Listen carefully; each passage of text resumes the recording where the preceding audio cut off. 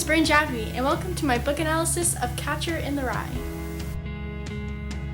Catcher in the Rye takes place in 1940s New York and follows Holden Caulfield, a troubled 16-year-old boy who's just expelled from private school. He's scared to disappoint his family again, and instead of confronting them, basically wanders around New York City for 3 days instead. The book follows Holden's many experiences in New York City entirely through his narration. I know, sounds pretty boring, right?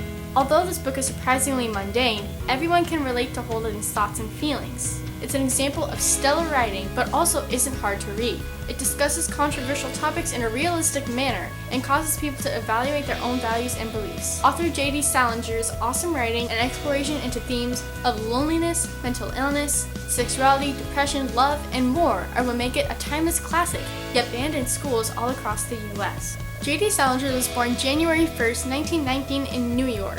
And much like Holden, he was a very dysfunctional student, also flunking out of many schools. He served in World War II from 1942 to 44, and after moving back to New York in 1946, he dedicated himself to his most famous novel. The book was an instant success and has now sold around 65 million copies worldwide. However, in 1953, he moved to New Hampshire and became a recluse. From then on, he only published short stories, some of which appeared in the New York Times. He died in his home on January 27, 2010. Salinger was a very strange dude who had gone to the hospital for nervous breakdowns and stopped most contact after moving. Although he married 2 times, he had many affairs and lovers and was reported to have controlling, abusive behavior even toward his daughter. Although he may not have been a very awesome person, his writing in The Catcher in the Rye is. Part of this is because it discusses so many relevant themes. The theme of innocence is referenced in the title The Catcher in the Rye. When he grows up, Holden wants to be the catcher who saves kids playing in the rye from falling off a cliff. I know, that seems super confusing and weird, but it makes more sense in context. Holden cares about kids a lot, particularly about protecting their innocence. Holden loves his younger sister, Phoebe, and doesn't want her to grow up as an adult, because all adults are phony, which leads to the next theme of fakeness, or phoniness in the adult world. If you've ever heard of calling someone a phony, it's most likely in reference to this book.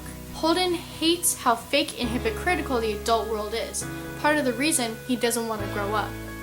He wants everyone to be sincere and genuine with each other, and even gets angry when people small talk. However, Holden often seeks out small, random conversation himself and lies a lot, which makes him a pretty huge hypocrite who doesn't understand his own morals. This is because of his struggling mental stability. The theme of mental illness is a very big deal in this book, especially since it's narrated from Holden's inner thoughts. He uses a lot of hyperboles, like casually calling himself depressed, going crazy, and even considering killing himself.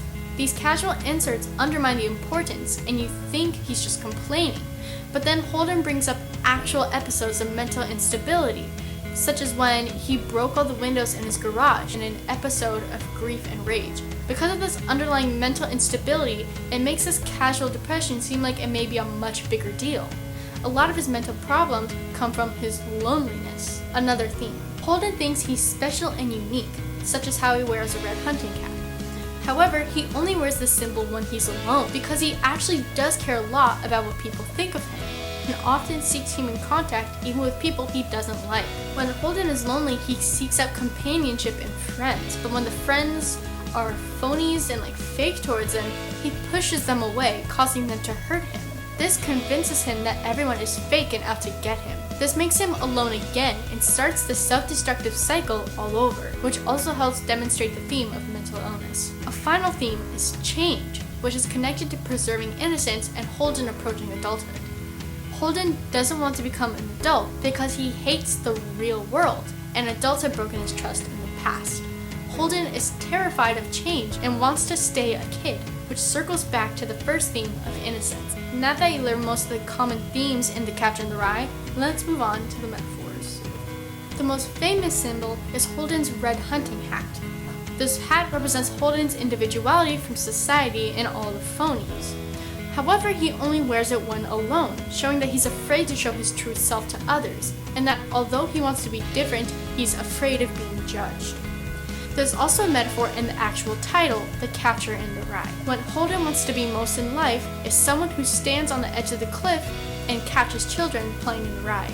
This represents Holden wanting to protect the innocence of kids, but also of himself. The ducks in Central Park always fly away during the winter because the pond freezes over, but Holden doesn't understand why they go away or that they'll come back. This represents Holden's fear and misunderstanding of change. He doesn't understand that change is usually for the better and usually temporary. The ducks are also seen as a symbol for hope for Holden, that he can survive his winter or teenage years, but only if he can change. Other common metaphors are found in the actual settings that the book takes place. For instance, the city represents Holden's mentality being busy and messy, like New York City. Holden really likes the Museum of Natural History because it never changes. It's always preserved in one period of time. He wishes the world was like the museum and how it never changed. One of the last metaphors in the book are the carousel and the golden ring. A carousel represents childhood, which is why Holden loves it so much. All the kids riding the carousel reach for the golden ring because they see it as a prize, but really it's just a metal loop. This represents kids reaching for adulthood and maturity, yet ultimately being disappointed from the real world. Super bummer. But then again, this is all from Holden's point of view, and is one of the turning points when Holden realizes that wanting to grow up is okay.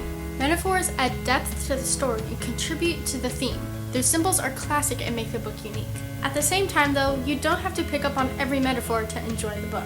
Even though this book has amazing depth, it's still a fun, easy read that I think everyone should at least try reading. Hey guys, thanks for watching my analysis of The Catcher in the Rye. I hope this has helped convince you what an awesome book this is and now you want to read it more.